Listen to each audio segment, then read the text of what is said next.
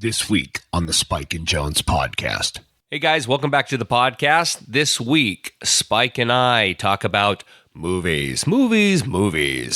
Yes, movies. That simple pleasure that all of us, well, maybe most of us, enjoy greatly and have varying and wildly divergent opinions.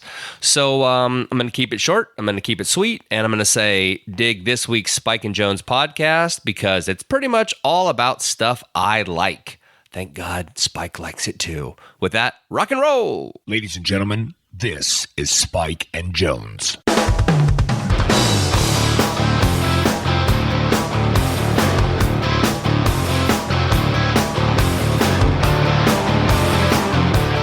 Go Cubs, go Cubs. Wait. Dude, was that Cubs amazing? win, Cubs win. Cubs win. Isn't that it? Isn't That's that what it. he said? Yeah, Cubs win. Hey, everybody, it's Harry Carey.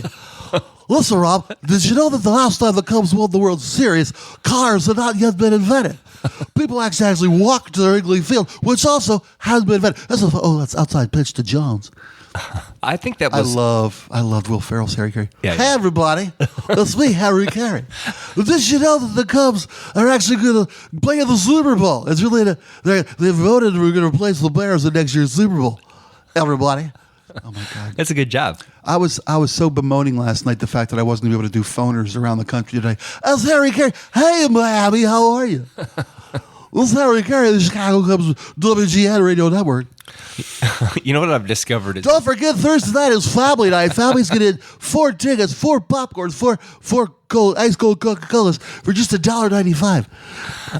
I'm never going to be able to say anything. It's okay. No, it's okay. That's okay. I've discovered that this podcast is actually more for me than it is for anybody else. I just get to come in here and feel good. I'm glad. Me too. Me too. So you were telling me last night that you saw that I was complaining about having potential kidney stones. Yeah, either that or your glass eating career is taking a horrible turn for the worse. Yeah, I saw that, and I asked you. I saw your Facebook post on that, and I feel bad for you because I don't want you to. I don't want you to be physically pained or in danger, even worse. Yeah. Well, my wife actually last night, she said to me, why don't you just go to the doctor? And of course, now this isn't an ego thing, but my brain said, but why? I mean, it's one day, right? Like it felt like it's premature, that maybe I should wait. Let's see if I'm suffering miserably for 3 days, and then I'll care enough about myself to go to a doctor. I get it. It's not that I don't care about myself. It's that, okay, so... Let's pretend, worst case scenario, that you had insurance, that I have cancer. Let's let's pretend I have stage 4 cancer. Well, I'm screwed anyway. If I have stage 4 cancer in my, say, kidney, yeah, but let's pretend you have liver. Let's pretend you had stage 1 cancer, and getting there is all the difference. I agree, but would it hurt? Is it a better? Is it a worse podcast if it's stage 1 cancer than 4? Rob is dying. Yeah. Come on. Well, I saw a video. I'm an optimist. I think the colon's half full. It is sometimes. I do. Yeah. I'm not a colon half empty kind of guy. No, I saw a video of a guy having stones removed from his kidney, and the doctor had cut it. It was an operation. And the doctor had cut it. And he's holding the kidney in his hand. So basically, I don't know, the size of a Polska kielbasa, you know what I mean? Yeah, the kidney is? Yeah. Or the stone? Yeah, the kidney. Okay. And so it's maybe 4 inches by, I don't know, 6 inches around sort of idea. Okay. And he's got this, and he's pushing up, like with his thumb, he's pushing up, and you see this white sort of like rock thing come out of the hole at the top, but it won't come out. And I'm like, and then he pushes harder, and the kidney spreads apart, and it comes out. And I swear to God, it's like that big. It's bigger, and the audience can't see this. Right. It's a pregnant golf ball. But shaped like a triangle. Okay, that's the stone. Yeah. Wow. And then he does it again in the same kidney. There's 4 of them. And I was just like, was on the verge of vomiting. And all I could imagine as I thought about my pain was, I hope that's not what's going on. Yeah, no kidding, because that's never going to be. You can't pass that for one. Well, and that's a surgical procedure if that's the case. So how do they find it? They ultrasound you? Do they MRI you or something? Yeah, I imagine they ultrasound. Yeah. So I'll probably go in. Truthfully, if this keeps going, if I keep feeling the way I feel today, I'll go in on Monday. And I still feel like if it were really something really bad, it would be premature enough that I could actually, When did you start feeling poorly? Yesterday morning. Okay. Just yesterday morning. And the thing is, honestly, honestly, Spike, it felt like an exaggerated version of how I normally feel, which is when I wake up and my back hurts. Because you sleep and I'm sleeping on a bad mattress. Life's too short. I've got 20 pounds of weight I wish I didn't have. I hear you. And it's probably through my gut. So when I'm a side sleeper. So when I sleep, my stomach pulls down and then that causes stress. Yeah, right, yeah, exactly. Yeah. I know so last night, I put a pillow underneath my midsection. And even though it was a little weird to sleep, the fact is I woke up this morning, it didn't hurt.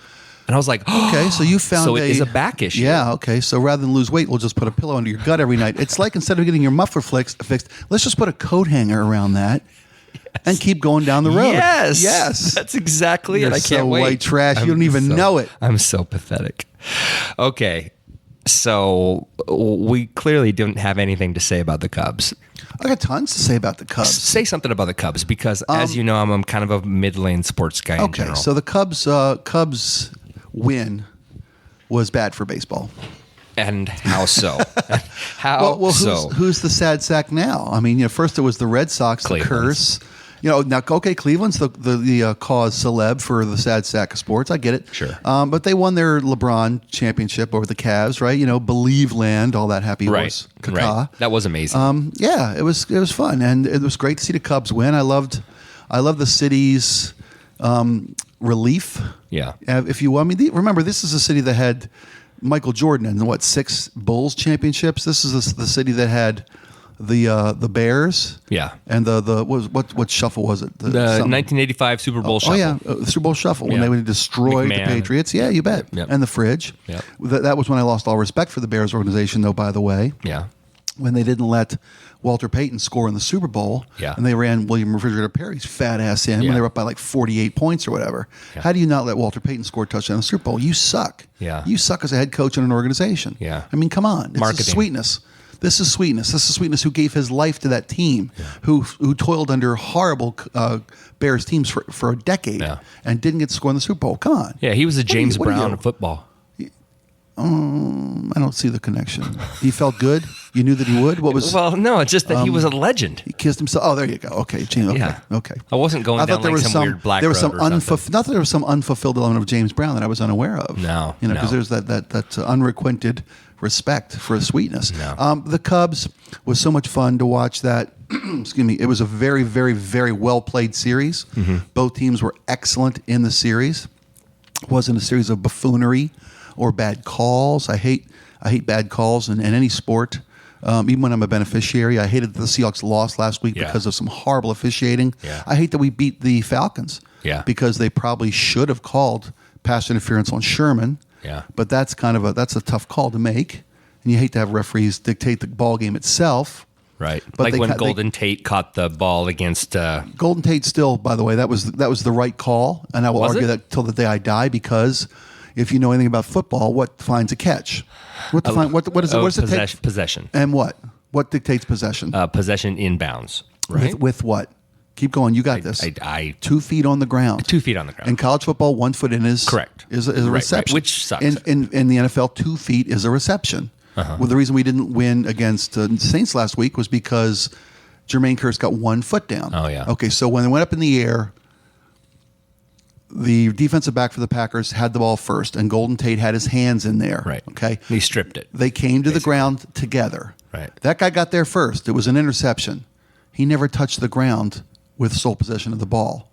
So when they came down together, and Golden Tate and he had joint possession of the ball. Okay. I never thought. Wow, that's awesome. And an offensive player in joint possession, offensive player has possession. Oh. Why? So no wonder you do Spike with sports. I love sports. I do Spike with sports because when I got into radio, as I mentioned a couple casts ago, sports was the fastest way to get me on the air and to get me radio experience and something that I was passionate about. Wow. And I could get press passes to everything. So I did that. It was fun. I just stutter all over myself when it comes to sports. I mean, the only sports I understand are mountain biking and racquetball. I mean, it kind of sucks. I mean, there's solo sports. If it's competitive mountain biking, full contact competitive mountain, where we can take a guy off a trail and send him off a cliff, I'd watch that. Yeah, I'd watch that. It's the fact that it's solo. There's no team involved. It's just me. It's my fault. Okay. If I crash, it's my fault. Okay. If I win, it's my success. It's your right? success. My work. Well, the mountain kicked your ass, or your equipment may have broken. So there's ways that I guess it's a sport. And if you're being timed against a field, it's a sport. Yeah. Poker is not a sport. I agree. You know what? People who say poker is a sport. Can you get injured? To me, that's the defining element of a sport. I guess if the dealer flicks one in your eye, like, a character out of a Marvel comic, and, I guess. Doctor Strange. If you're Mystique or whatever the hell that guy's name was. And yeah. I know what you're talking about. Yeah. And if you can, and that horrible Now You See Me movies where that guy was a card thrower, okay, great. Why did they make two? Money, money, money, money. Yeah, but the first one, how did it make any money? It was a terrible. All you got to do is get it in a wide release, and you got to make your money back. Yeah, that's true. I mean, especially overseas. Why do they make any? So few sequels are worth making. Remakes are almost never worth making. I say almost because there's an exception to every rule. Remakes are almost never worth making. Yeah. Well, fortunately, we actually get to talk about this week. This is our thing this week. Keeping it light this week, because last week we talked a bit about anger. We didn't actually finish our anger topic last week due to time constrictions. So angry. And see how I did that? Yeah, and we got to our big three, but we didn't get to our deep six. So it is what it is. Okay. But this week, Spike requested we do movies. Oh boy, let's all go to the lobby, man. Have ourselves a treat. And we're still going to talk about that crappy drive-in pizza. I heard one person in my whole life say that they enjoyed the pizza at their drive-in theater. They actually had a good pizza oven at their drive-in theater. Other than that, it was just minstrel toast. Yeah. It was horrible. Ugh. Just the worst. I had one once in 1980 when I went and saw Airplane in the drive-in. Oh, wow. Yeah, and my buddies, we sat in the back seat, and I ate this, cheese-ish concoction. Minstrel toast is a very, very good way to put it. It was thoroughly disgusting. Sorry, ladies. And it was runny. That's disrespectful. It was runny. I'm not a misogynist. How is that possible? It's runny. A pizza? Pizza was runny. Undercooked. Yeah. Get it in, get it out. So, just like prom night. So this week's Deep Six is about movies. Yeah. Thank God. About something that's fun. And of course, because Spike and I have radically different tastes in movies, appearingly so, I like the dark stuff and Spike likes the light stuff. So this should be a curious conversation. Well, it's funny. Movies to me clearly that's an escape. That's all movies are, is an escape. And why would you, storytelling's one of the oldest, we talked about this once, so the oldest mediums on the face of the earth is storytelling. All recorded history started with storytelling. Yeah. All recorded history is storytelling. Yeah. You should take that into account when you're figuring out reading your textbook, because to the victor go the spoils, and textbooks are written by the winners. Yeah. And our perspective on the world and history and our America's place in it is dictated by what we've been taught and read in books written by the victors. So I don't know how anybody can go to, I enjoy, suspense. I enjoy danger movies. I enjoy horror movies to a degree. I'm not a big gore guy, but there are horror movies that I've enjoyed over my life. But to me, movies are an escapism that you go to see relief, to go to see a positive message, I think. Yeah. That's not to say that, I don't enjoy other genres. I do. But if I had to pick one movie to watch the rest of my life, it wouldn't be a slasher film. Right. I understand that. Yeah.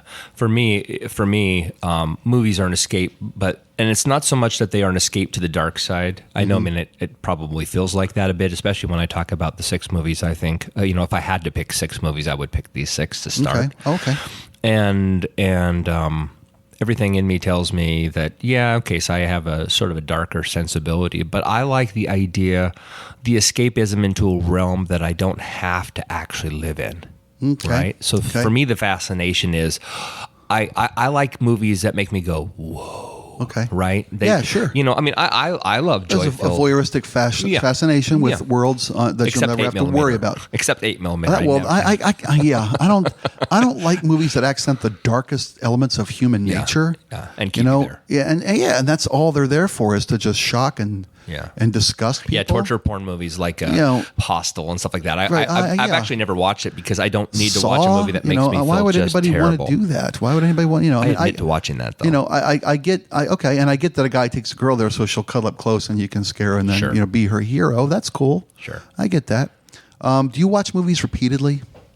Yes. I mean, well, we talked about this in the very first podcast when we went to the Shawshank Redemption, right? Right. It doesn't matter when it comes on or what stage of it's in, I'm there. Absolutely. Same thing with Pulp Fiction for me. Yep. It doesn't matter what scene you're in, I'm in till the end of the movie. Yeah. I pray I don't turn that in the first couple minutes. Andy's sitting in the car with the bottle and the gun in the glove box. I'm like, shit, there goes the next 2 hours plus of my life. 2.5 hours. I know. Well, I think I'm in 15 minutes already. So there, Yeah. I like watching movies again and again and again and again and again. It's like reading a good book over and over again. Yeah. I mean, I know how it ends, of course, but it's such a well-told story. I'm still there. I like doing that. So it's easy when a movie is on television to watch them over and over again because they just happen to show up, right? Right. But there are movies that are never on television due to language. For example, Reservoir Dogs is never on TV. Right. It's just never. Occasionally, but you're right, though. It's not a go-to. It's movie that has to be heavily edited is rarely on television. I hate edited movies. Because nobody likes to get the freak out of here. Right. Right? I like movies that I know well and love, but then I see a version that I haven't seen before. There's a scene that I don't recognize. Right. What a little Easter egg. That is so cool. Yeah. I've had that happen a few times, but they're really, really obscure movies nobody cares about anyway. Oh, so I go like, what? Like this movie called Amazon Women on the Moon. It came out in 1987, and it was the actual... Isn't that Gina Davis? No. Oh, okay. No, that's Earth Girls Are Easy. Okay. Right? But in Jeff 1987, Goldblum, a whole bunch of directors, John Landis and a number of other guys got together, and they did I can't remember what they call it, the kind of movie it is, but it was like Kentucky Fried Movie. Right, it was a parody satire. Exactly. Yeah. And tons of ideas all thrown together. Right. And the movie actually starts out, it says Amazon Women on the Moon, starring lots of actors.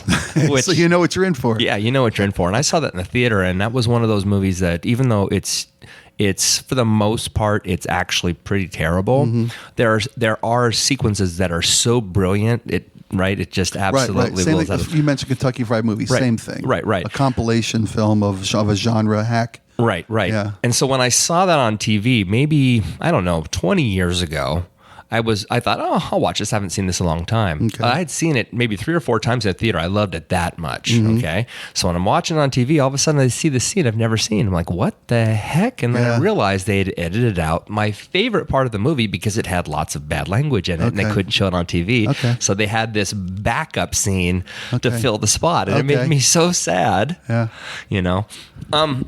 Okay. So you had mentioned...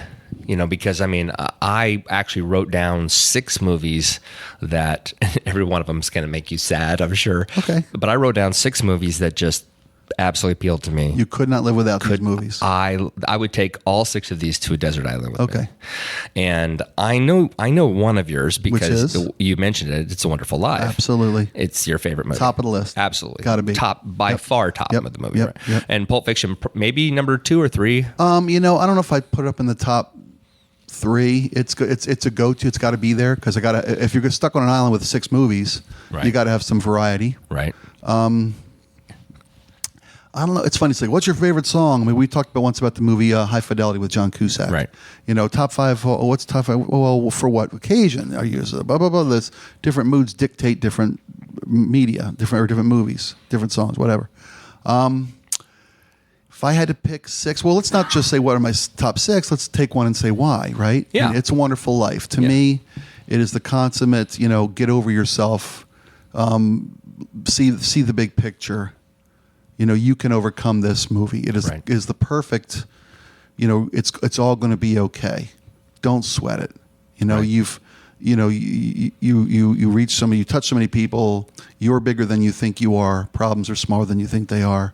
Don't sweat it. Right. There's hope. We'll get through this. Right. Yeah. It's the consummate love story. And Donna Reed is just smoking hot in that movie. In an all-American kind of way, Yeah.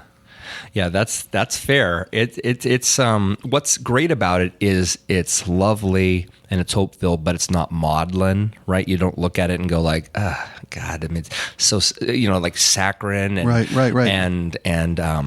and tugs at heartstrings because it's manipulating you. Yeah, yes. This doesn't manipulate. No. It's just a well-told real. story. It feels really and real. it was a flop in the theaters, right? Just like The Wizard of Oz. Yeah, total dud. And when it became free, when the eminent domain element kicked into it, and it became a movie that people could show without having to pay royalties, and it got nationwide television exposure, that's when It's a Wonderful Life took off. Yeah. Was that the movie that actually broke Jimmy Stewart?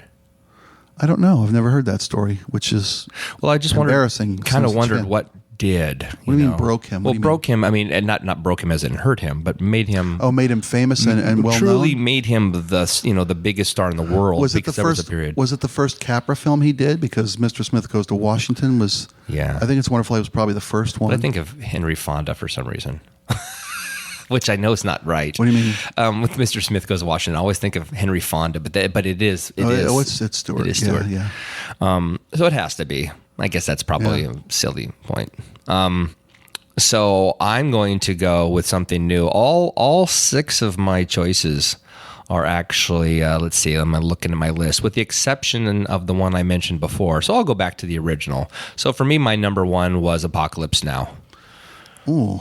Yeah. And it's because, as mentioned in a previous podcast, it was the first movie I saw that really, really pushed the boundaries for me. I had seen, things like The Fox and the Hound and Bambi and then Apocalypse Now. You got a great set of parenting there, man. Yeah. Yeah. I mean, it just jumped right off the cliff. And I loved the concept. I loved the opening sequence, even though I'm not a Doors fan, played the end. I think that is a brilliant song. Yeah. And I love the fact that Martin Sheen's character, you can tell. I remember watching that thinking, he looks drunk.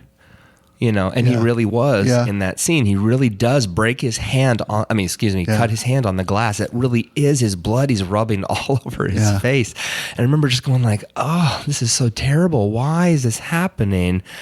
And then seeing it, turn into this, again, the journey into the heart of darkness. It's something I'd never experienced. And as a 14-year-old boy, just sort of jumping across the fence of puberty, and all of a sudden I'm experiencing this radical new world. I grew up in a small town in the middle of nowhere, so I had no concept what rock and roll even was. All I was country music and everything was safe. And so I never saw an ugly world. And all of a sudden, Apocalypse Now is showing me ugly war scenes, and yet they were vividly shot. It was very artistic. Gorgeous movie. Right? Gorgeous movie. And then, you get to that end sequence with, Marlon Brando and Dennis Hopper and the wild abandon of these. Again, you could tell these people were lit in real life. Dennis Hopper was wasted shooting that movie. And it just really impacted me. It didn't touch me like in a positive way, definitely, but it definitely shaped my psyche, which is probably scary. But it shaped me. It really impacted me. And when they released the Apocalypse Now redo, Redux, however anybody wants to pronounce it, drives me crazy. And I saw it at the Cinerama here in Seattle. I took my wife, who had never seen the movie, and we sat there, right in the middle, seventh row center, and just watched this movie, and it just transported me. It's an amazing movie, and I've probably seen it 25 times. Yeah. I adore it. I think it's brilliant. It never, ever gets old. Yeah, I'm with you. You can always find gold in any scene. Every scene is so well directed and choreographed and shot. It's gorgeous. The horror, and it was gorgeous. When the USO show, when he comes across the USO show, it's so weird. Out stranded, it was in the original movie. You're like, holy shit. Yeah. Yeah. The scene when they're going up the river and Martin Sheen's reading, the dossier, and he's like, why the fuck would they do that? And water's running because it's really epically hot. Yeah. There's no acting in that movie. They're just dealing with their environment. They've memorized their lines, right, and they're just dealing with their environment. And the fact that Larry Fishburne was 14. I was going to say, and I know, right? You mentioned you were 14. Imagine, do you ever think about that when you watch the movie? That when you saw it, you were 14, and when he shot it, he was. Have you ever thought about that? And well, I didn't at the time. No, but in hindsight, when you say, "Look, this," 14 years old, unbelievable. I mean, yeah, no, most people don't know that. Yeah, he grew up on set too, because that it took I think 2 years to actually shoot the film from beginning to end. They kept coming back, and Martin Sheen had to take like 6 months off because he had a heart attack when they were in the Philippines and had to fly back to the States and all this insanity. But yeah, I that movie just hits me right in the gut in the right way. Nice. It's not like 8mm that makes me feel terrible. I actually can just appreciate it, and I love how it ends. I love how there's no credits in the beginning of the film. There's no credits until the end of the movie. Right. After the boat backs out and starts cruising back down the river, and then they roll to black, and then the credits finally come up. So 2.5 hours later, you finally get to see who's in the roles. Great stuff. My turn? Yes. Deuce Bigalow, European Gigolo. You are not No, I'm lying to my teeth.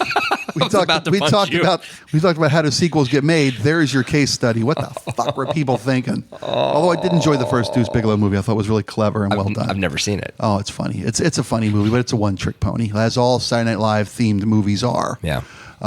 Especially Rob Schneider. Yeah, I like Rob Schneider. He's okay, but he's a one-trick pony. Yeah. And once you're friends with Adam Sandler, you're in every movie he ever makes. True. Favorite movies of all time. It's funny. I still like The Sound of Music. Really? It's one of my all-time favorite movies. Yeah. That's impressive. Because it's such a well-told story and it's beautiful, and I love Rodgers and Hammerstein. I love old musicals like that. Shirley Jones was my first cognitive wood. Yeah. I know she's not Sound of Music, but in Carousel. Yeah.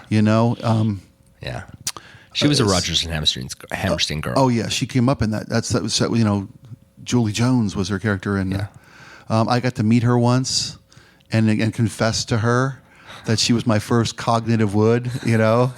I think which is funny because she was promoting, of all things, I think it was Grandma's Boy. You ever see Grandma's Boy? No, I have no idea what that is. Okay, so it's all the people who are in Adam Sandler movies got to make a movie on their own, and it's about the world of video gaming, video game designers.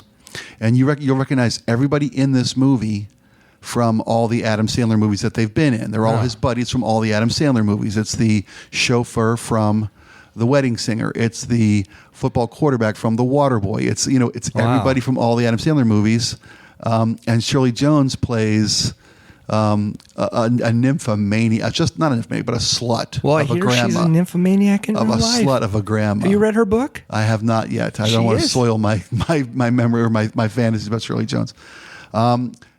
The Sound of Music to me, and I wasn't going to talk about Sound of Music. We don't have to spend any time on that. It's great because it's so well done. It's a beautiful story, well told. Yeah. And Julie Andrews was an absolute delight. Yes, a delight in everything that she did. Yeah. My second favorite movie might have to be of all times is 12 Angry Men. Oh, that's so good. And not the remake. No. Not the piece of shit, ethnically diverse another movie that remake, they had to remake. Because we had to have a version. And it's funny. I saw an interview one time with Chris Rock, and they're like, how do you come up with ideas for movies? I go to movie theaters and rent stuff and say, what would that be like with a lot of black people in it? And that's, he did 4 Weddings and a Funeral. He did blah, blah, blah, blah, blah, Yeah. He takes all these movies and he just remakes them for a black audience, and that's fine. I dig it. It's a business. I get it. And if you can take something and add to it, okay. Right. 12 Angry Men is an amazing movie. Yeah. Do you know? You probably do know this, but it's shot in one room. Yeah. It's a tour de force of acting. One room. I mean. Yeah. And it's human 87 nature. 87 minutes long or something like that. It's human nature, and it's fear, and it's bigotry, and it's everything, and it's acting, and the one scene they slip into the men's room, and have a little dialogue in the men's room, but other than that, it's one fucking room. Yeah. What captured you so much about it? Was it? I mean, clearly the acting is incredible, but it's Henry Fonda. Is it? Henry Fonda? He's and that's how debate should take place. Right. That's. I mean, I wish. I wish. Now I know why you like it. I wish. Yeah. I mean, because it's intellect, and it's respect, and it's patience, and it's logic, You know, it's how you don't argue with someone. I mean, you argue with them, but in the true sense of the word. Right. You're not fighting with them. You're having a dialogue, and you're arguing your points and your case, and you're contradicting, and you're questioning. Right. You're being fair. You're being fair. And to me, fairness is, like we said earlier, it's everything. Fairness is everything. Yeah. Yeah. I love that movie. I love it's in black and white. I love it's old school Hollywood. Yeah. You know, I love that movie. Yeah, it's one of the old. I mean, it's a true studio picture. It is. Yeah, it is. You know, it's at the end of that era, but it's still. The talent in that room, is just mind-boggling. Edward G. Robinson, right? Yeah, yeah, mind-boggling.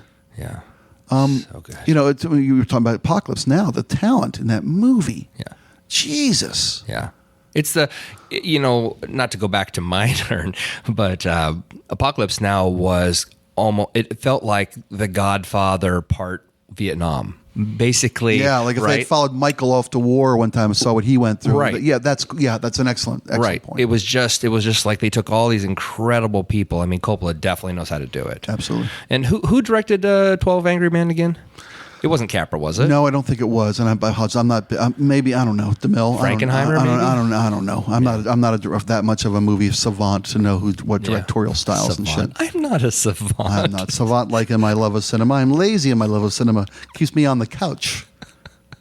All right, so you're up. Okay, so don't give me some bloodbath worm out of his stomach. I know it is. Come on. This guy has this anal worm and it comes out and eats the whole city. Okay. It's the greatest movie ever made. I mean, it's called War and Feces. No, have you seen it? I love Fight Club. I love Fight Club. I did not see Fight Club coming. That's probably the most surprising ending I have ever seen in my life. Yeah. Was Fight Club. I didn't get it. So 1999. So if you have not seen Fight Club, forward this podcast 5 minutes. Really? Well, there's people out there who haven't seen it. Okay. One of my closest friends hasn't seen it. He goes, because my daughter told me I wouldn't like it. It'd be too aggressive. But I'm like, dude, it's freaking killer. It's a brilliant movie. It's a truly brilliant movie. Yeah, and the best realization of a hyper visual book I've ever seen somehow fleshed out into a cinematic thing. Okay, right? Cool. Because the book is all over. I don't know if you ever read the book. I haven't read the book. I don't know how to read. I don't know if I ever told you that. No. I never learned to read. No, it's funny. Yeah. I just fake it a lot and nod. It's gotten so far. I'm doing okay. It seems to. That makes sense why you're in this medium. Thanks. Yeah. Hi, Spike O'Neill for Books on Tape. Yeah. I'm a big fan because, again, I can't read. And I've missed the world of books. Remember Riff? Reading is fun. Fundamental. Yeah. And they had the book. You bet, sure. You know, it was like the inner city, bus. Yeah, you ever see Reading Rainbow? Yeah. Well, I shouldn't say I know about it. You know Reading Rainbow? Yeah. You know. So Fight Club for me. Fight Club, I saw in the theater on opening day. My wife and I went and saw it. And there was nobody in the theater. It was 12 o'clock. I went to the very first showing. I was just so stoked. I couldn't wait to see it. And I laughed for 2.5 hours. I thought it was the most subversive, wonderful, beautiful thing. It was everything I wanted the movie to be, because it was like a pinprick to society. It just constantly fucked with the ideals, the way things are. Yeah. And yet it never, even though you felt like it could go off and preach about something, right? You know, consumerism, you name it. Well, it did. But it would touch on it, but it would never preach. Right. It was actually not preachy at all. No, it didn't. But it landed it. It did. It landed the every message time. Yeah, every deeply. time. And there was a sequence. Again, I hope everybody's seen it. There's a sequence, pretty much right in the beginning of the movie, where I caught out of the corner of my eye a little flash of something, and I was like, "What was that?" And then later on in the movie, I caught it again, and I was like, now I'm watching the frame looking for it, because I figured they're planting something. Okay. And then sure enough, isn't that right, great? the little clicks of Tyler Durden in various spots. Yeah. And once I finally bought, at the time, the laser disc, but once I bought the DVD of it and then stop framed it, I'm like, oh, that's great. There's supposedly, I've only found, I think, 4, but I believe there's 6 shots of him inserted into the movie before he appears in the plane crash sequence. No kidding. Yeah. Cool. So anyway, I love that movie. It's hyper subversive. It's really dark. It's lovely. It's super funny, and it absolutely pays off. It teaches you, I think for the first time, that Brad Pitt is not just a a pretty boy. Yeah, absolutely. Guy can act his ass off. Yeah. I mean, he's seriously talented. Yeah, and Edward Norton just shows off more. Edward Norton is brilliant. He's truly a brilliant actor. American History X? American History X. Genius, man. Oh, my God. Talk about... Oh, Primal Fear, his first big break. I love. Oh my God, Primal Fear was great. I didn't see that coming at all. Oh, I know, right? Oh my God, that was a great movie. He's even good in The Incredible Hulk. I was about to say I never got him as the Hulk. I didn't get that one. It was a terrible movie, but he was still good. He was okay. Yeah, he was terrible, but it was good. It was a terrible movie. He was good. So we could talk about that one forever, but I will just say I love Fight Club. It's a movie we could talk about too much. Right, we could do an hour and a half on Fight Club. Right, so we can just stop. What's the first rule of Fight Club? I love. Don't talk about Fight Club. That's right, brother. So we got to move on. Yeah. Right. There it is. My turn. It is your turn now. Silverado. Oh God, I love that movie so much. I love Silverado, man. You can knock Val Kilmer for his weight gain or whatever, his weird choice of roles, his ability to almost single-handedly torpedo a Batman franchise that still has legs to this day. But that is the best friend anybody ever had. Doc Holliday is. Oh, you're not talking about Silverado. Oh, I'm sorry. I'm talking about my oh my God, Tombstone. Yeah. Silverado is also on my list. Yeah. Silverado's but I'm awesome. Speaking of Tombstone, so I was like, wait a minute, can you go back and edit out my idiocy? No, let's leave it in. No, it's because you do that whole first. I'm fastest to the wrong answer. I'm always number one with the wrong answer. Right, sure, you bet. And there is no prize for being first with the wrong answer. We tell my daughter that all the time. I went to parent-teacher conference last night. That's what we were told.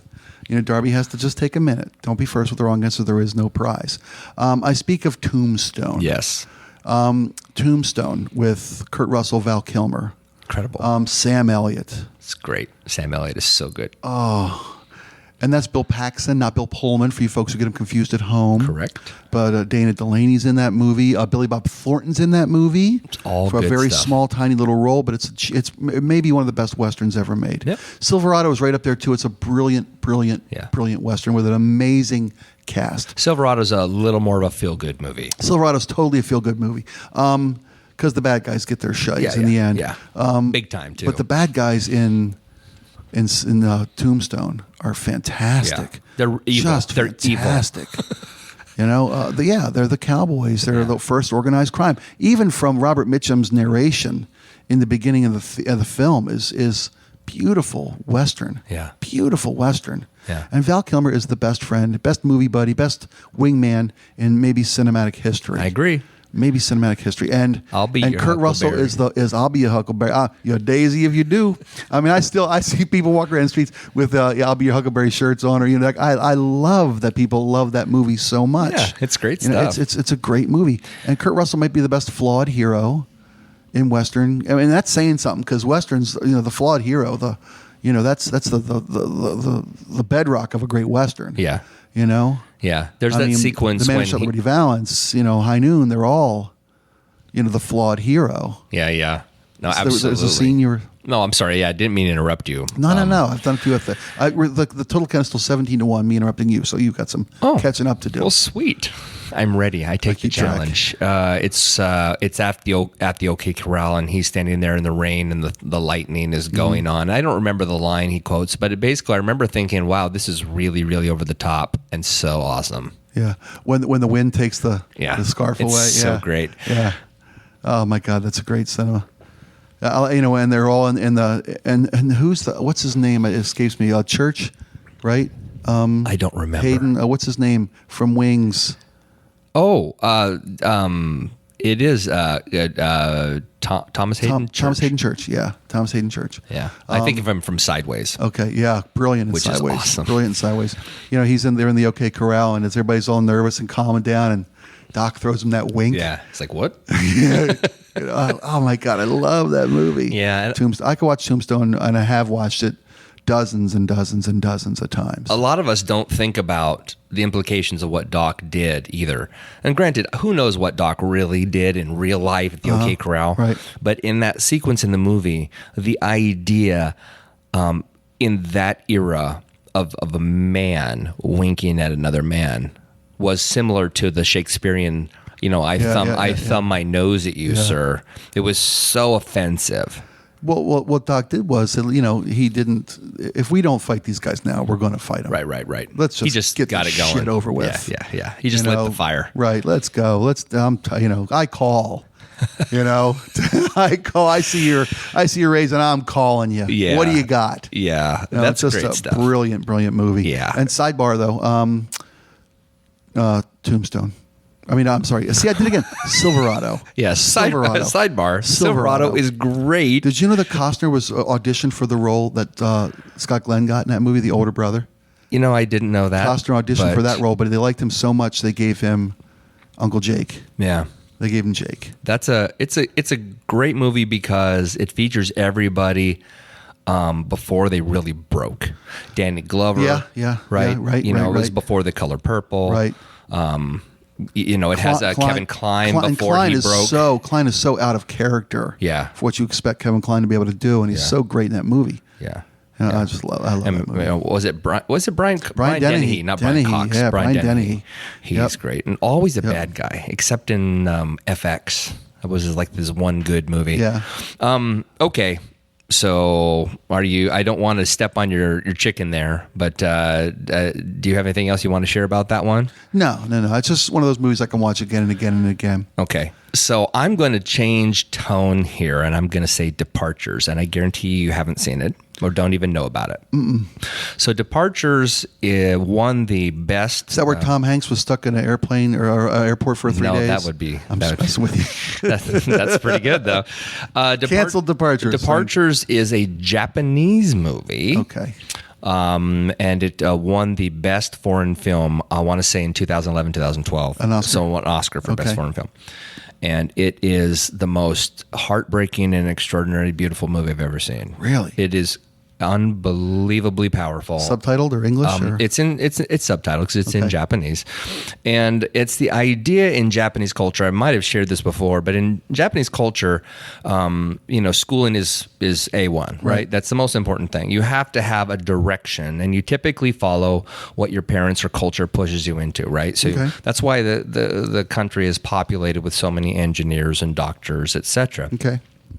For those that choose a different path, specifically art, you're kind of looked on as though you kind of suck. You're kind of an idiot. You know, you're wasted. You're wasted. Right. Yourself, you're a dreg. Yeah. You know what I mean? Right. You're kind of looked at almost like a homeless person. You could have become an engineer and you became an artist. Right. You have dishonored your family. So he is a cello player, and that's his heart. Mm-hmm. And he kind of refuses, but he has had zero success, and he's middle-aged.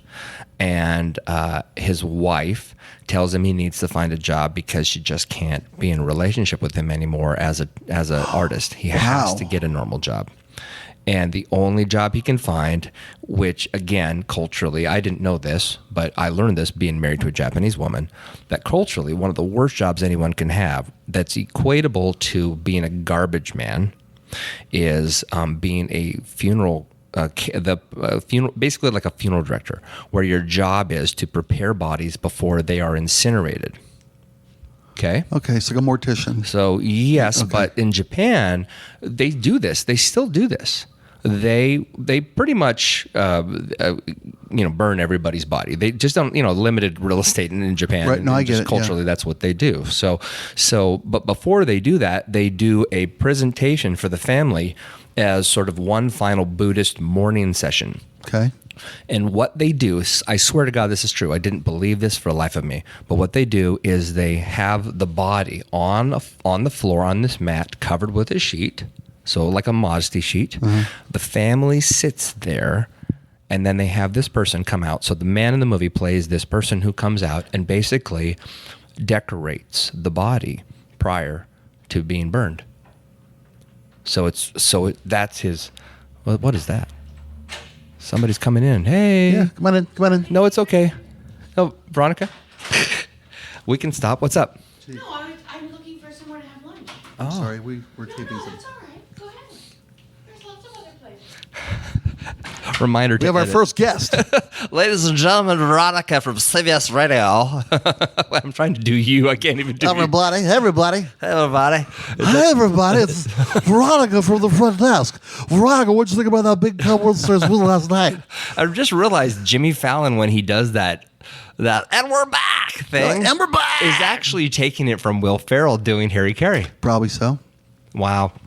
Okay. That's every schlock jock in America. So I don't know if I'm going to edit this out. So let's just go back. Okay. departure. Yeah. He decorates the body. Right. At a final Buddhist ceremony for the family involved. Okay. Right. They get to watch the body being prepared. I like Game of Thrones I've never seen it. Okay. There's a section of Game of Thrones where there's the people. They treat the dead. They cleanse them and prepare them for the afterlife. Right. So it's that idea, and it's a chance to see the body made up beautifully. The women are, they're made up, there's lots of beautiful makeup, almost like geisha style. Right. But they prepare the bodies, and then they transport them into this room. They slide them into the chamber, and then the family goes over and pushes the button. I mean, it's very, very dark, right? Okay. But that's just what they do. And so the movie's about this man who has daddy issues. So he's an artist, one. He cannot physically remember his father, what he looks like, and he just longs for it, to be able to search back into his thoughts as a child and see the face of his father.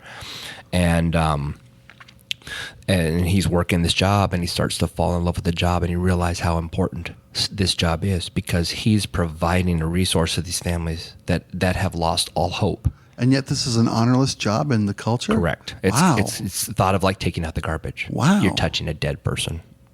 Wow. Yeah.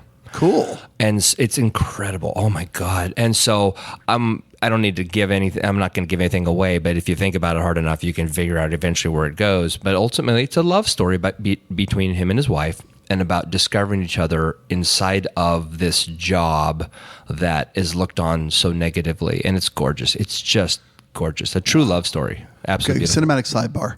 Are the Oscars worth anything? Do they get it right? They probably haven't been worth anything since the 30s. Really? Yeah. I mean, if you think about it, they've always been a population play. They always have, as a population, what am I saying? A popularity play. I mean, if you look at Henry Fonda, he didn't win for 12 Angry Men, and he won for On Golden Pond. Right. I'm sorry. That was a Lifetime Achievement Award. He was going to die. Right. I know. No, they've done that a few times, the Lifetime Achievement Award. So, and Scorsese wins. I mean, look, don't get me wrong. I think that's a great movie. Mm-hmm. But why didn't he win for Raging Bull? It's funny. Seriously. Or Taxi Driver. Who was he up against? Well, probably Coppola for Godfather Part 2. You know what I mean? I hear you. I like the Oscars. I like the rush to see all the Oscar movies. So I guess it all is one. It's of course one big marketing ploy. Yeah. Of course it is. Well, what are movies in themselves? Hollywood is just one big marketing ploy. It is first and foremost an industry, but it also allows artists, to be respected for whatever they're worth. I hate the vilification of the arts in our current climate. Not to go political at all, but the arts are essential. I mean, schools that cut art and music deliver less citizens into the world, Well, I'll say this, that the Oscars have provided on rare occasion an opportunity to see a movie, to discover a movie I had no idea existed. Right. Departures would there be you one go. of them. Okay. So you saw it because it was an Oscar winner? No, actually, I heard it won. My wife was just happy because she's Japanese. She's like, yay, one for the team. That's what got on your radar. But that's how it got on the radar. Okay, yeah, cool. Yeah. And it's lovely. I mean, if I can't even talk about the ending. I'll just bawl. Okay. I mean, I cried. So the movie's an hour and 45 minutes long. I bet you I cried hour and a half of that hour and 45 minutes. It's just a really, really it's not gut-wrenching, like terrible type. It's just so heart sad. You're watching these people who are mourning the loss of their loved ones, and him coming to grips with who he is in the middle of all that. It's fabulous. You ever get a sports movie? Somebody do a little yeah, of course. A little polyp. This is a polyp on our topic. Yeah. Best sports movie? Don't. No, come on. What do you like? What do you watch? Major League. Major League's great. I love that movie. That's another movie that when it comes on TV, I watch it every time. And I get goosebumps every time Tom Berenger runs to first base and then you see Willie Mays Hayes rounding third. I get goosebumps every time. And then when he slides across the base and they go, safe, I tear up every time. Nice. I can't watch Rudy without crying. Oh, no. I mean, come on, Mystery Alaska. You ever seen it? Yeah, it's really? very Oh, good. you The have hockey- the hockey Cool. film. It's Yeah, Rocky yeah. Hockey. Yeah, it's awesome. It's a great movie. Tons of fun. Love Mystery Alaska. Yeah, it's great. Dude, I've seen a lot of movies. Tin Cup's a great golf movie. Tin Cup is one of my other movies I watch on when it comes on TV, Yeah. which is all the time. And Right plus, on. I'm a huge Rene Russo fan. Yeah, I mean, big I'm time. like crazy. I hear for you. her. I like Costner. I like him a I lot. think he's full of himself in a lot of ways. I mean, some of the stuff he did, White Earp, was a joke, but Dances with Wolves was a brilliant. Have you piece seen of Mr. work. Brooks? I love Mr. Brooks. It's one of, I think Yeah. it's actually his best acting work. It's great work. It's truly work. And But, he's scary. But Super scary. Love of the Game was a Yeah, great very piece good. of work, man. Very good. You know. Okay, enough about. But that was a sidebar for sports movies. Okay, well, Didn't deserve it. what's your sports movie? You My didn't favorite say. sports movie? Probably, and I hate to it's so pedestrian and cliche, but probably Rudy. Okay. You know, I love it because it's really well done. I'm It's a gonna great say Field story. of Dreams. Field of Dreams is great. I love Field of Dreams. But I think I don't know either Rudy or I don't know. I would say Tin Cup. Yeah. But maybe Mystery Alaska because Yeah. I just love that movie. Yeah. If you haven't seen Mystery Alaska, Russell Crowe lets his hair down. It's really you good. know, really does. Great supporting cast. Yeah. Great little story. Yeah. I have to admit, I really like that. Who plays the woman? My brain tells me it was. What is her name? The redhead or the redhead. or the Lolita Davidovich Yes. is Oh, the my mayor's goodness. wife in that. Yeah. But the other one, Mary McDonald. Yeah. Or is it Mary McCormick? No. What is it? Dances with Wolves is Mary. What's her name? Mary. I don't remember. Oh my God. I'm Dances with embarrassed. I Wolves? think it is Mary McCormick. McCormick or McDonald, one of the two, and I apologize, but she plays the Russell Crowe's She wife, plays- Mr. that's right, Alaska. that's right. Yeah, she got a gig in the last couple of years of West Wing. Listeners have just completely tuned No, out. have they really? I hope not. I hope not. No, they're just waiting for us. They're actually yelling on the other side of. They're just listening to. They're yelling the answer at their. Stop! Yeah, You suck. I'm going to call in. please do. Okay, so your next movie. That I cannot live without. It's funny because I couldn't put together a top six. I just couldn't because there's too many. I know. That's You the know? truth. These aren't necessarily my top six, but those three that Yeah, I've said, yeah. they're absolutely Your top They three? have to be. Okay. Yeah, I love those movies. Either Reservoir Dogs or Nightmare Before Christmas. And how about that for I love Nightmare how Before about that Christmas. for a toss This up? Huh? is Halloween. Oh my this God. is Halloween. I love that movie. I love that we can watch it so long because we watched it for Halloween and you bet your ass we'll watch it for Christmas. Yeah, it's great. You bet your ass we'll watch it for Christmas. Yeah. Tim Burton is just amazing. Tim Burton and Henry Selick. Yep. Helena Bonham Carter. Yeah. I love. It's legit and classic and Yeah. so much fun. And the songs, Danny Elfman, that is the epitome of Danny Elfman perfection. I mean, he started it with Pee-wee's Big Adventure, and he kind of turned it into a few different things with, say, Oingo Boingo, and then and then all of a sudden it's the Simpsons theme. Right. But man, when you get there, I mean, those songs are all incredible. They're incredible. And his voice, when he does the voice of Jack. I don't know if you're familiar. He's the perfect timbre of voice, that deep tenor. Oh God, it's gorgeous. So if you haven't seen that movie, if you shied away from it because it's stop motion animation, you're an idiot. It's a great movie. Big time. I love Nightmare. You go on. I've talked too much. Okay, no, that's fine. So I'm going to continue down the road of movies you've never seen. The Limey. Oh, I have seen The With Limey. Terrence I love Stamp. The Limey. Oh my God, that's a great movie. Peter Fonda. Yep. Oh my The God. So Steven Soderbergh, who did Traffic and the what do you call it? Ocean's 11. He's done a lot of really sort of pop culture movies, but he's one of those guys. One for them, one for me. Right, he makes a movie for America and then one for himself. Very independent thinking.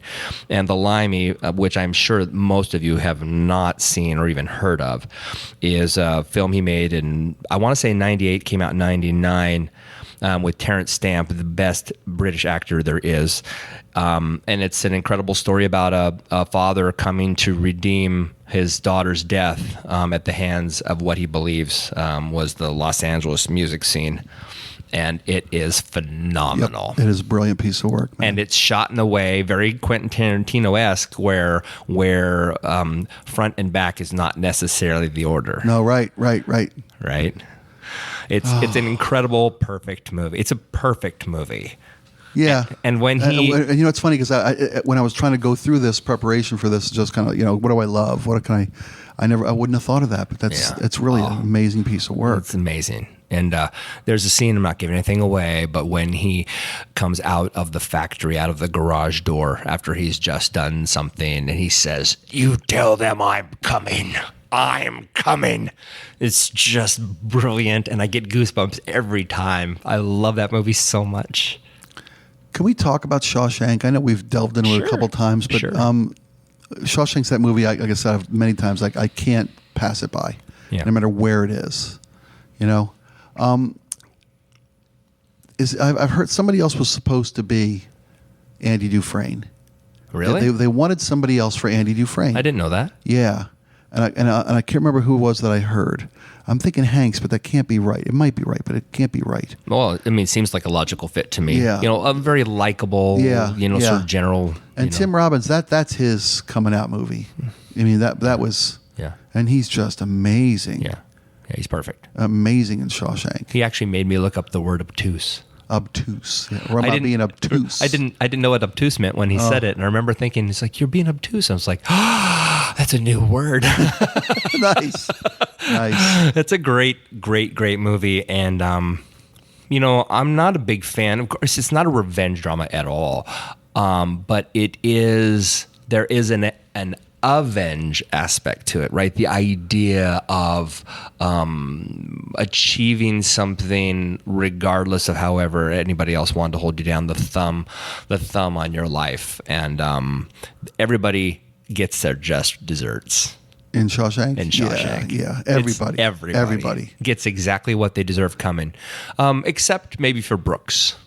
Brooks didn't deserve what was coming, but yet he recognized that his life was spent internally. Yeah. And he was kind of done. And I love how he says, "I just don't belong out here." Yeah. Brilliant stuff. I hate that I almost bought the Andy Dufresne Redding Sailing Company T-shirt I told you about online. I love that one. I'm losing my train of thought, and I apologize. For Shawshank. No, that's all right. I love how, while you're thinking of it, I love how at the end the camera pulls back and you don't hear the conversation. Oh, with him and Red at the end on the beach? You don't need to. Yeah, Red's head blows into the water. What I love is he's walking on the beach, the camera pulls back, helicopter shot, and you see them down by the boat, and they're walking towards each other, and just before it fades out, you see them embrace. Yeah. And it's just lovely. It's truly lovely. And I didn't see the scene coming with the tunnel behind not Marilyn Monroe, but behind Raquel. Raquel. Yeah, I didn't see. No, I don't know know why I didn't see it coming, but I totally didn't. I was just so focused on everything else. What I love about that movie is that it's. You said this to me earlier about me. It's fair. Yeah. It's about It's about what's fair. What's right and wrong. Right. It bears out. Yeah. That's how he earned it. He earned every penny and every moment that he got in that movie. Yeah. As you said, as everybody did. Yeah. Every character in that movie got what they deserved. Yeah. Except for Brooks. Yeah. Great call on that one. Who so Clancy Brown played the sergeant that is always beating the crap out of everybody. And they arrested him. That scene when he's holding Andy on the that's real.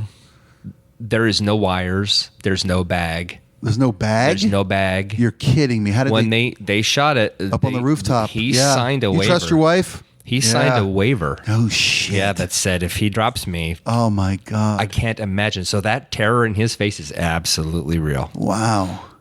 And can you imagine trying to do your lines while you're just... Okay, we're going to run it back and do it again. Oh, I think we got it. I think we got it. I'm pretty sure Clancy's pretty strong. I'm pretty sure he's got it. Yeah. Wow, I never knew that. That's real. There's no bags. Oh, my God. Yeah. Scary stuff. Good stuff. Okay, so my turn. So I know you're not a big David Lynch guy. We talked about this before. Yeah. I am a huge David Lynch guy. Okay. I love him. Great. Yeah, when I was in high school, I was really lucky. I had this creative writing teacher, Bob Sparks. If he's still alive, you were awesome, man. Who really, really informed us in really unique ways. And one of the things he did is he made us watch 3 movies in his creative writing class that I cannot believe he got away with. Really? Yeah. The first one was Monty Python and the Holy Grail. Brilliant. Which, thank God, because that alone is enough. The second was Eraserhead by David Lynch. Okay. It's not his first movies. He did a whole bunch of, college type stuff before, but it's his first major release, if you will. It took 5 years to produce, and it was all done like on the weekends for incredibly long. So basically it's the most famous art film of all time. Okay. Highly, highly disturbing and just loaded with terrible, disturbing imagery. I mean, It's just loaded up to the gills with darkness. You know what I mean? Okay. But I found it so intriguing. I know. You're going to be like, dude, stop. No. I don't want to always worry about you, but I think I might have to. No, well, and the third was The Manchurian Candidate. So, I mean, have you ever seen that? The old one or the new one? The old. Well, I've seen both of them. I've seen both of them. Yeah, I have. But, I love that movie so much. But anyway, those 3 movies really informed a significant part of who I am. I mean, it's an amazing thing. I was shown at the right time, 15, 16, 17 years old. I saw those movies, and so I was like, wow, well, I saw art in them, right? Yeah. So interesting, because, they say that the music you listen to at that point of your life is the music of your life. That's probably pretty close. I hadn't put together, though, that the movies you see at 15, 16, 17 are going to be so influential on who you become. Yeah. But that's really true.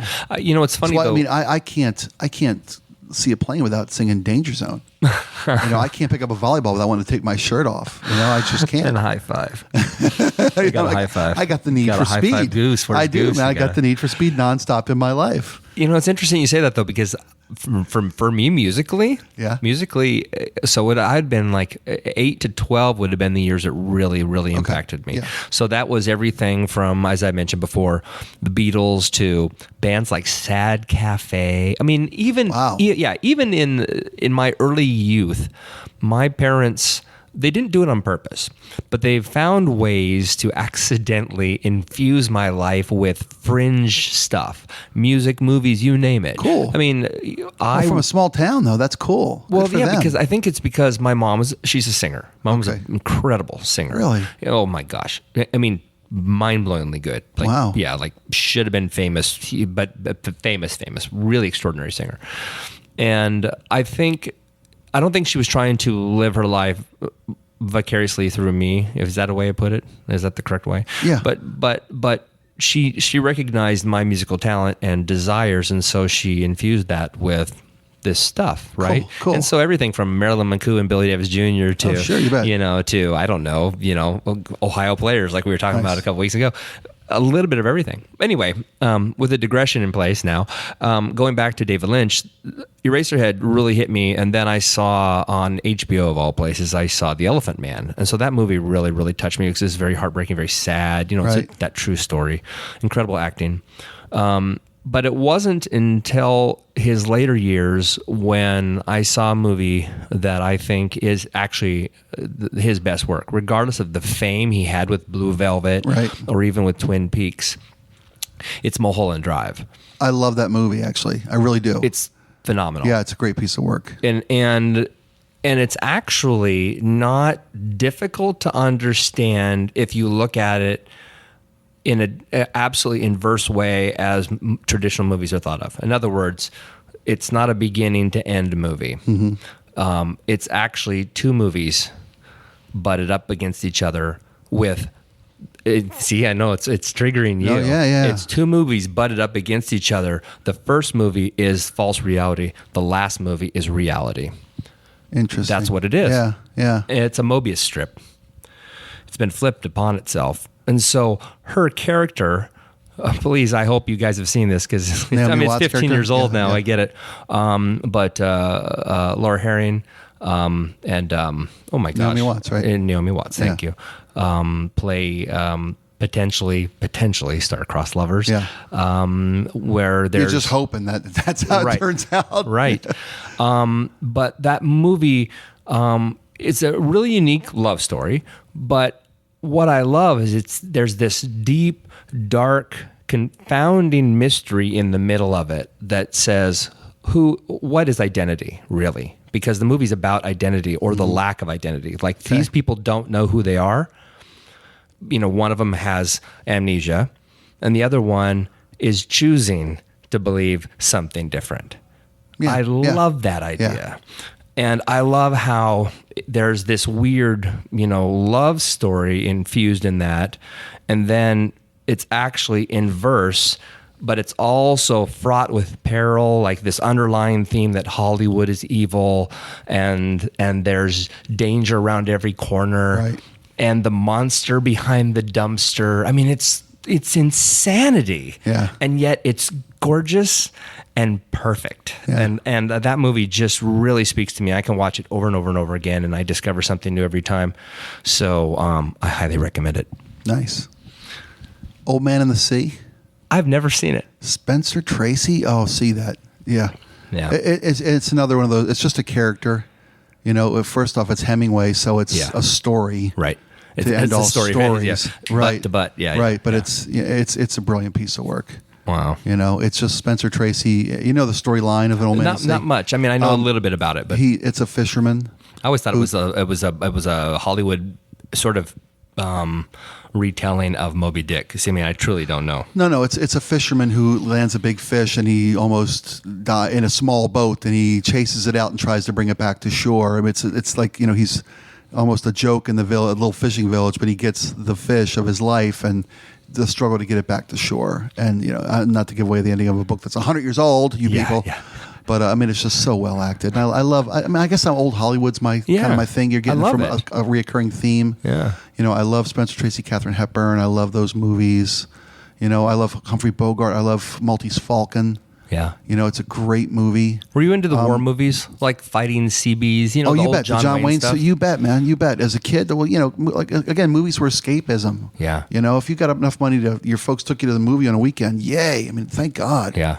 I love old war movies. Were you ever into like old kung fu movies? I can't remember what they're called, like wuxia or something. No, like that, never. Not the blood and guts ones with the crazy jumping on a sword and shoving it through your head. I saw Enter the Dragon. It was the Bruce Lee one. Yeah. That's the only really kung fu movie I saw. I never got into foreign film. Yeah. As a kid. And was it reading even subtitles? Maybe. No. Again, I can't read, and I apologize for keep bringing that up. But I don't think it was the subtitles so much. I think it was the what is cool about spaghetti westerns with Clint Eastwood, that low budget, it's being, right. I never saw that attraction in foreign like kung fu movies. I understand. I hope you can get what I'm trying to say to you.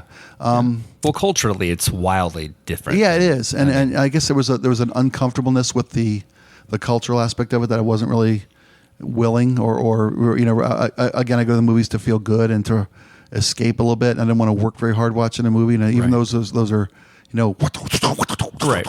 It still work for me to try to watch that kind of stuff. Well, I think the difference between what I would call Western culture and Eastern culture is that, one, they don't share an alphabet. So, I mean, quite literally, they don't share an alphabet. And so there's this weird, strange thing that says culturally, it's a whole different world. I can't even grasp it. I can't even wrap my brain around it. I mean, the first time I went to Japan in 1998, it was paradise in a way because it was so new and unique. There are westernized elements to it. You'll see a Starbucks or a McDonald's on the corner, and yet it's so Japan. Yeah. The smells and all of these other things you see. Like I said, everybody's 5 foot. Even the creature comforts are bizarrely different. Right.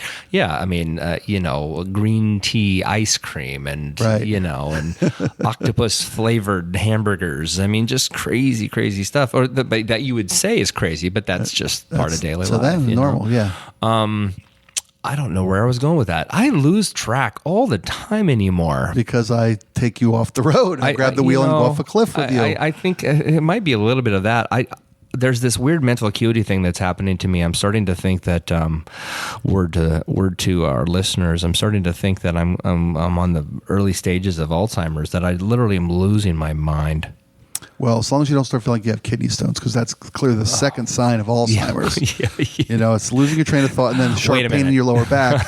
You've got Alzheimer's. And watching dark films. Yeah, dark film. That's a cause, by the way. So what was the name of that movie again that you liked so much?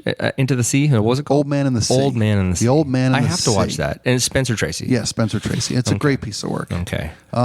It's funny. People get bored with old movies. Yeah. Because our expectation of and our need to be, entertained. Speed. And give me some stimulus. Color. Stimulus. Car chase. Really? Okay, come on. Just watch a story for God's sake. But to that end, did you enjoy The Martian? Yes. With Matt Damon? Yeah. Yeah, Very, I think very Matt Damon gets a bad rap because I think he's really talented. Yeah, You think he gets a bad rap? Only from Team America World Police. He gets a bad rap from I guess Mike, not Mike Judge. Who is it? Who are the Trey Parker? Parker and Matt Stone. Matt Stone. Yeah, they give him a bad rap. Yeah. I loved The Martian. Yeah, I it's a really great did, movie. man. Yeah, I'm gonna science the shit out of this. Yeah. I love that. Yeah. I've said it to my daughter quite a few times. Yeah. You need to science the shit out of this because she Nice. saw it with me and she got it. She loved it. So she gets the reference. So did you see what was the movie that he did where he was with a oh my god I'm gonna edit this. I Good Will swear Hunting. to God I'm gonna edit this out because I am just a fucking idiot right now. Telling him Mr. Ripley. Remove this part, Rob. Just remove. No. The movie he did with Matthew McConaughey that just came out a year ago. The space movie. That was weird though. When he was the guy stuck on the that weird planet, he was stuck there by himself, and he played the crazy guy who. That's what I'm saying. I'm going to edit this part out. This is fucked up. This is fucked up. Fuck you, part. Fuck you. I'm cutting you out, you motherfucker. Okay, well, that movie with Matthew McConaughey where he is going to space to find a new world. It was just out. Oh yeah, and the water, the big wave. Yeah, came. Yeah. I saw that So what's his name? Damon. God damn, Matt Damon is on that planet and he's by himself and he's going crazy. And the only thing they can do, he ends up stealing the ship and taking it up into space and it's spinning really fast and it blows up. Okay. I'm telling you, I'm going to cut this shit out because good, I don't. That's fine. I can't remember anything. Fine, do that. So I bought a zoo. No, that was a bad movie. Yeah, what happened? Okay, wait. So I bought a zoo. Yeah. No, that was a terrible movie. I like Matt Damon. He's a great guy, but that was a terrible movie. Yeah. We bought a zoo. What Cute. happened to Cameron Crowe? What happened to that guy? Because singles. He made enough money, right? And Almost I think famous. it's just divorcing Nancy. You think losing Nancy Wilson rocked his world? Maybe she was his muse. I'm not kidding. No, I hear you. Because she was his muse even back in the day when he wrote Fast Times. Has he done anything since? That's why she's in the movie. Yeah. Oh, I know. Yeah. With Judge in the Hat. He did that terrible Showtime or HBO show that you like. Which one?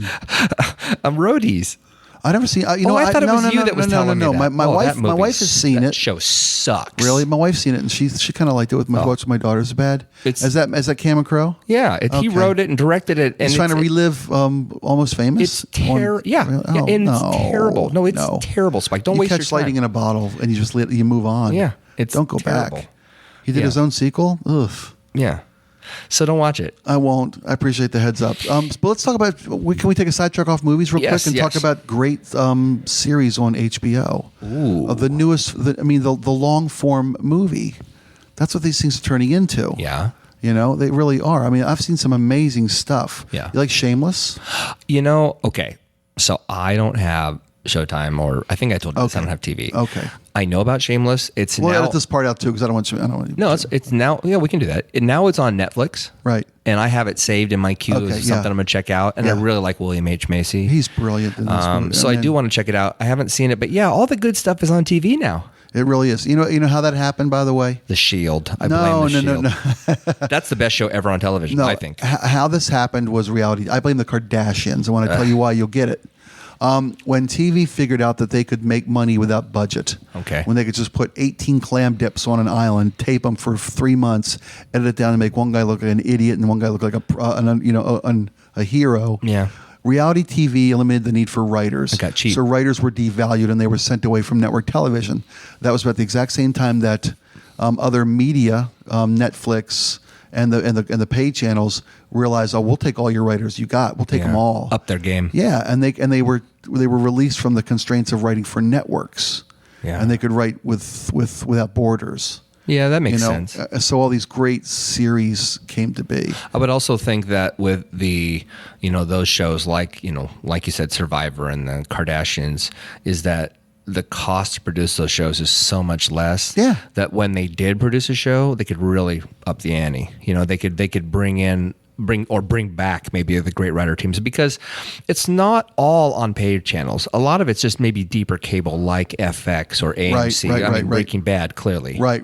Or Walking Dead. Or Walking Dead. I mean, I was slow to that show, but I love it. Yeah. Have you caught up? Oh yeah. Oh yeah. That's something I thought we were actually going to talk about today. I was kind of afraid to talk about it. About why? Spoiler alert. The season 7 season premiere that almost turned me off of the show forever. Yeah, because it was just too much. It was just too much. It was too much. It was way too much. It wasn't about losing characters. It was about just going to a place that we really didn't need to go. Did you watch The Talking Dead? Yes. And then, that brought me back. It did. It watching did for me watching as well. The Talking Dead. I tell you what, it made me feel better about myself. Like I wasn't an evil person for reveling in people's death. It made me feel better about the show, because literally, I was 3/4 of the way through the season premiere of Walking Dead season 7. I was like, why am I watching this? Yeah. To my earlier points about me wanting to escape and feel good, and if I want to see negativity, I'll just watch a political debate. Yeah. I'm watching why the am I watching this? Yeah. This is, I never want to. I actually thought of you. I never want to see this. Because I remember you talking about Casino and saying how much that affected you. I could live my entire life without seeing that end of the Casino. Yeah. And it was, on a parallel, watching the season premiere of Walking Dead. And worse. But I'm watching The Talking Dead, and they said, we wanted to establish, first off, we wanted to change the whole world. Yeah. We wanted to change everybody's perspective of what that world is for its audience. And we wanted to establish just how much they've got to overcome. If your heroes are going to be successful, they can't just be, being able to stab a zombie horde in the top of the skull. Right. You've got to be able to overcome worse than the dead or the living. So and they had to realize this is how evil this guy is, and for our heroes to prevail, it's going to take heroic efforts. They have to reset the show. They did, and they did beautifully. In one episode, they reset the show. Yeah. I'm like, holy rat farts. Before all of that occurred, and you realize, of course, that they're being wrangled. Mm-hmm. By driving up and down the roads, and you realize just what they're up against. And Rick, you see that look on Rick's face that says, "I have no answer." Right, for the first time. Yeah, was really fabulous. Yeah. Spoiler alert again. I'm not going to talk about deaths because I'm sure there are a number of people who have not seen it yet. Yeah, but if you've managed to avoid spoiler alerts for that you're show, lucky, actually. God bless you. Yeah. And I want you to keep the launch codes because you, my friend, can avoid information. But the hardest part for me was when he informs Rick that no, you're the one who's going to cut Carl's arm off. Yeah. That was the moment I actually went, I don't think I can do this anymore. Me too. I think me too. I just thought, because if he actually did it, I thought he's not going to do it. They're going to stop him, which is, of course. Right. It's too much. But I just... But that Walking Dead, that Talking Dead episode was we had to break Rick. Yeah. This is what it took to break Rick. Yeah. And that was the whole point of that episode wasn't to show how bad Negan is. Yeah. It was to break Rick. Yeah. And what it would take to break Rick. And the Negan character is the worst kind of evil, but he's so likable as the worst kind of evil. I know, right? It's just the perfect anti-hero. I love that. Did we do your 6? Because well, I kind of bounced around. I got one left. Okay. And I think you should. Well, you do yours and I'll close mine out. Okay. So thank you for those of you who stayed with us. And I will also tell you that Spike will now officially probably really start to worry about me because my 6th and final pick is Donnie Darko. And a lot of people haven't seen the movie because it has, I think, maybe the worst title in the history of yeah, I got to tell you. It's terrible. Yeah. It's a terrible title. Now, granted, having seen the movie, have you seen it? I don't know that I've seen pieces. I doubt you have, or you'd be saying, okay, I agree with you, Rob, because it's a really fabulous movie. It's very well done. But the title it makes it sound like a bad slasher film. Yeah. I mean, to me it does. Yeah. And it came out right around Halloween in 2001. It was just really bad timing. You know what I mean? Or maybe it was 2000. Jake Gyllenhaal, just phenomenal in it. And what it is a story about a boy who has, who sleepwalks. And one day he wakes up on a golf course out in the middle of nowhere. I mean, he's ridden his bike. Seriously, it's crazy. Like 16 miles and woke up on the green of a golf course. Wow. And he looks over at his arm and he has all these numbers written on his arm. He doesn't know what it means. And he discovers that through dreamish type sequences that what he has on his arm is the day that the world ends. Really? It's so good, Spike. Really? It's so good. And I mean, all it is loaded with spoilers. So I really don't want to talk about Okay, no, that's cool. what occurs in the movie, but I will say this, that it has Patrick Swayze in it. Okay. Who plays the best role he's ever done. Really? Better Yes. than Roadhouse? Oh my God. Sorry. Yes, better than Roadhouse. I don't mean to speak ill of the dead, but come on, Patrick. I actually really like Roadhouse. Roadhouse is fun. It's a terrible, but and awesome. I love Sam Elliott. Yeah, Sam Elliott's the best. My part of wife would leave Roadhouse. me in a minute for Sam Elliott. Yes. In a minute. Yes. I understand why. I'd almost leave my wife for Hey, Sam champ. Elliott. Yeah. Yep. But Patrick Swayze, Mary McDonald, the lady from Dances with Wolves. Yep. I can't remember who plays the father all of a sudden. But it's just phenomenal. Maggie Gyllenhaal's in it, playing Jake's sister. Great. And it's just this incredibly well done story about a young man who might be losing his mind. He's currently on medication to stop him from sleepwalking. But the medication may be causing this sort of crazy thing that's going on. But he also might be time traveling. It's Sweet. phenomenal. And it's loaded to the gills with 80s songs, like, Tears for Fears. And you know what I mean? It's loaded to that because that's the era it's based in. It's based in the early to mid 80s. Okay. And it's just so good. It's an opera. It's a freaking opera. It's just incredible. And again, I'm not going to tell you how it ends, but it ends on this sort of operatic moment. And then the screen just goes to black. And then comes, with the oh my God. I mean, I just like lose myself. It's perfect. It's a perfect movie. Okay, so before I give my last one, recommend a couple movies. Heat. Okay. With Al Pacino, and Robert De Niro. Right. Heat. Right. This is Spinal Tap. Yeah, absolutely. This is Spinal Tap. That's Okay. a movie that's never on television because Right. there's too much stuff. Did you see the thing about Harry Shearer's having to sue to get the Yes. royalties out of Yes. residuals or whatever it is looking for from the peripherals Yes. of this Spinal Tap Yeah. and merch and whatnot and all that stuff? Yeah. I mean, I could name movies till I'm blue in the That face. you recommend? Jackie Brown. Yeah, I love Jackie Brown. You know, I mean, seriously, I'm trying to go through my DVD collection in my brain, but I mean, there's just so many movies. Thief with James Caan, Great movie, 1980. yeah. Yep. Did you ever see Once? Yes. I was Okay. actually going to drop Once. Okay, cool. In fact, when you were asking about Oscars, that's the one Oscar that has been won in the past 10 years that I cried when they won. When Glenn Hesgard and Oh my God. And then when they let her come back out and finish her speech. Yeah. I was just bawling. Beautiful. It was just beautiful. And when their performance, that was the better. I think their performance on the Oscars was better than the actual in the recorded cinema. song. Yeah. It's a beautiful love story. Really I is. love that movie. Yep. Love it. And I love Ireland. I've gotten the opportunity to go to Ireland like about a half dozen times. I've never been. So when they're on Grafton Street and he meets her there, I mean, I've stood there. I know exactly where it was. Like, oh my God, so great, man. I would love that. That movie has a beautiful tinge to it. There's a lot of Japanese movies I like. I mean, I just like, obviously, clearly I like edgy cinema. Yeah. I talked about Takashi Miike and the fact Audition, I think I don't know if I mentioned this to you. Have you heard about Audition? You mentioned it to me once before. Yeah, Audition is about a man who loses his wife. Right. She dies, I believe, to cancer. And he's lonely, and he's a movie producer. And his producer friend says, I have an idea. It's so hard to date women. Why don't we audition young women for a movie we don't make, and you can meet your girlfriend through the audition process? Basically finding the perfect, gorgeous young thing. A lot of good porn is shot that way. Same format. Probably.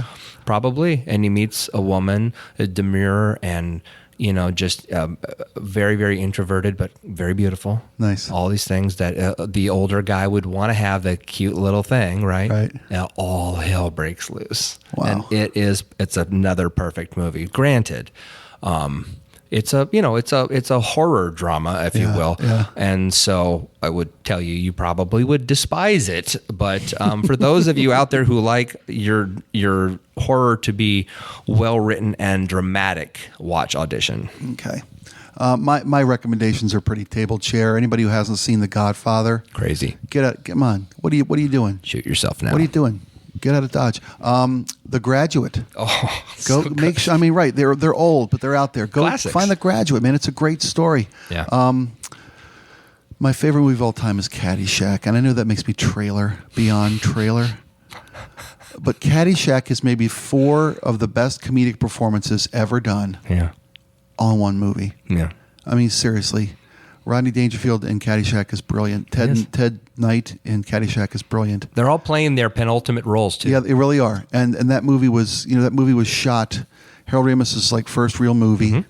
And Bill Murray's in it. Brian Doyle Murray's in it. Right.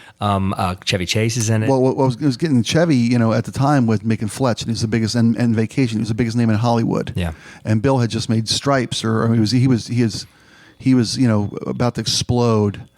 And they made this movie that was supposed to be a love story about a caddy, Danny, and the girl at the snack shop, Maggie. Yeah. That was the movie they wrote. Yeah. And Brian Doyle Murray wrote it about his youth. They used to work at that country club. Yeah. And they filmed this movie, and they bring these comedic stars in, and they get all this film, and then they've got to figure out how to put all this together. Yeah. And what they had to cut out was the story. Yeah. It They had to became cut- Animal House. They had to cut out, the love story. That got to be like a weak afterthought, and how to put these comedic tour de force performances together and find some through line to make it a story. And I could, and I owe my entire career to that movie. Yeah? Yeah, because I could do a Bill Murray impression. Which And one? when you Carl Spagler, I think, here's your deal. There's no big deal really. I think, shit really boy. I think she's nice to be with shit. So, and Bob let me do that on the radio. See what he looks like because the lip goes out sideways, I think, and you scratch the side of the neck there because you really haven't, showered in quite a while. I think, no big deal. In fact, the first 6 months I was on the air in Seattle, I talked like that. Bob had me do the sports as Carl Spackler. Hey, Spike on Sports Mariners, I don't get it. You got a guy on first base who really does no speed, so what are you gonna do? I know. You throw at his head. What else can you do? It's pretty simple stuff. I think.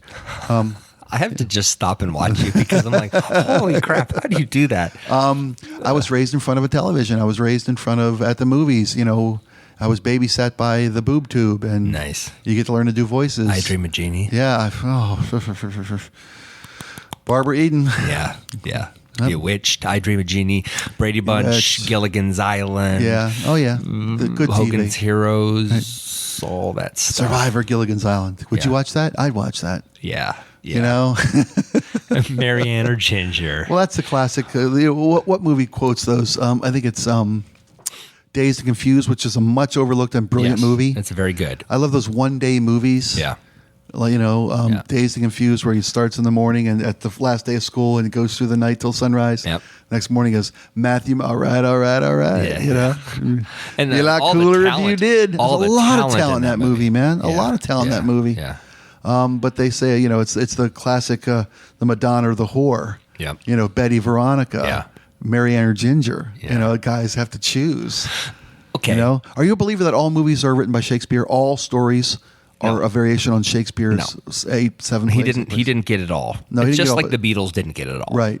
There's a highly diverse. Right. But they didn't get it all. But there are literally thousands and thousands and thousands of stories that are all traced back to Shakespeare. Yeah. All, thousands. Taming of the Shrew here. Right. Blah, blah, 10 Things I Hate About You, blah, Yeah, blah, blah, exactly. blah, blah. Right. And the fact is The Lion King. Incredible stories. Right. So, I mean, it makes Hamlet sense is why it'd be Lion King. King Lear. Yeah, you know, right, name it. You know, all the Japanese movies are basically Shakespeare movies, you know, especially Kurosawa. Right. Well, to Chris Rock, I go to a movies theater and I go to a video store, I rent movies, and I see what would this be like with black people in it? You know, it's all just stories retold. King Lear with black people in the inner city. Hey. Best sequel ever. Best sequel ever? Mm-hmm.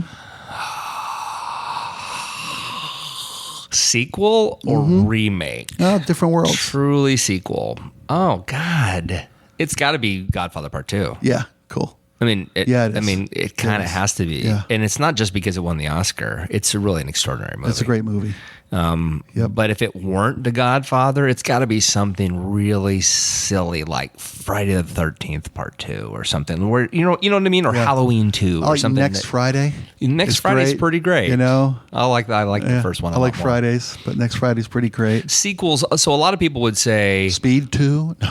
No. A lot of people would say, well, you know, okay, let's go a little deeper. They would say which sequel is better than the original. A lot of people would say Aliens. I disagree highly. Yeah, but I could see the see argument. why people would do it. Would that be your sequel is maybe better than the original? I don't know that I have It's an a answer. tough one to It is. think Yeah, about. to blindside you with, I apologize. I should have prepped you for that. No. I should have played a Democratic Party and give you the answers to the questions, debate questions before. It all comes back to politics. No. I mean, I just want to talk about everything on this list here. Movie president that you would rather We have. already as, did this. Did we do this one? We did did this, right? We Dave. We talked about Dave. We talked about the American president. Right. Yeah. I brought up Martin Sheen in the Dead Zone. Right, No, Dead Zone. the Yeah, Dead Zone. right. Coulson. Yeah, Coulson. Or Stilson. Okay. Right? That's right. You did No that win to for, me no that win time for too. Stilson. Yeah. Yeah. Okay, we're retreading a Simon McCall. So one final thing Mm-hmm. about movies. What could we say? Could we name something that makes us dare to challenge our listenership to go, like the very first movie they should go seek out right now? Something you've seen recently, maybe in the theater, that maybe people haven't given a second thought to, or something that wasn't on your list that people should go check out. Do you have something? If I had to force that, I would probably say The Martian. Yeah. You know, but we've already covered that ground. So Yeah. we've kind of already said your must-sees. Go see old movies. Yeah. Go watch old movies. Yeah. Go watch Casablanca. If you've never seen Casablanca, go see Casablanca. Yeah. It's a great story. Yeah. Humphrey Bogart can act. I mean, the guy had major talent. That's true. You know, see the Maltese Falcon. Yeah. You know, see 12 Angry Men. Yeah. If you haven't seen the original 12 Angry Men, go see 12 Angry Men. There's no car chases. Spoiler alert. Yeah. There are no car chases. 12 Angry Men. They don't even chase each other around the table. I would say you said car chases. Go watch The French Connection. Yeah. It's really good. Yep. Oh, go it watch is. Bullitt. It's really good. We never did mention Steve Go McQueen or watch Gene Hackman. Or Cool anything. Hand Luke. I loved The Unforgiven. Oh God, yes. I loved it. Yeah. Loved that movie. That's another perfect movie. You know, yeah. Clint Eastwood, Gran Torino. Yep, another perfect Great movie. piece of work. Yeah. Just absolutely great piece of work. Clint is the real deal. Clint can act. Yeah, you know, everybody's seen Unforgiven, so I'm not giving anything away. Right. But that last sequence when, you know, he's talking to the writer and he said, well, I got lucky in the count. You know what I mean? I just got lucky in the order. Yeah. you know? But I love when he gets outside and he goes, all right, I'm coming out now. And then I love how he gets on the horse, right? Yeah. And the rain's coming down hard and the music's that ominous thing. And he's like, and if you cutting up a horse, I'm going to come back here and kill every one of you sons of bitches. Kill your families. I'll burn your houses down. I love that scene so much. I get chills every time, and it's so melodramatic and it's so perfect. Yeah, man. This was fun. Go to the movies, people. It's an escape. There's deserve. still good stuff. Yep. There really is still good stuff. I will recommend 10 Cloverfield Lane. Really? Oh my God, it's so good. Spike. Is that the John Goodman? Yes. Okay, So where good. it's like it came out in January this year. it's like he's got a bunker. Yes. Okay. It's an extraordinary movie. Really? Okay, good. I wanted to see that. Yeah, it's really, really good. Very, very tense. 3 people in the whole movie. Really? Really intense. Okay. Really, really, really, really Okay, cool. intense. Cool. I wanted to see that. And Good. does not do what you think it will do. Okay. Yeah. Worth a check out for those of you who haven't seen it. 10 Cloverfield Lane. So, well, thank you, buddy. I'm doing pretty good over here, wincing with my my kidney stones pain or whatever's going on. Yeah. I got a pain of some kind, but I admit to being distracted today. So sorry if I suck the life out of this podcast, but thank you for being a badass. Thanks for hanging with us. All right, rock and roll. Roll.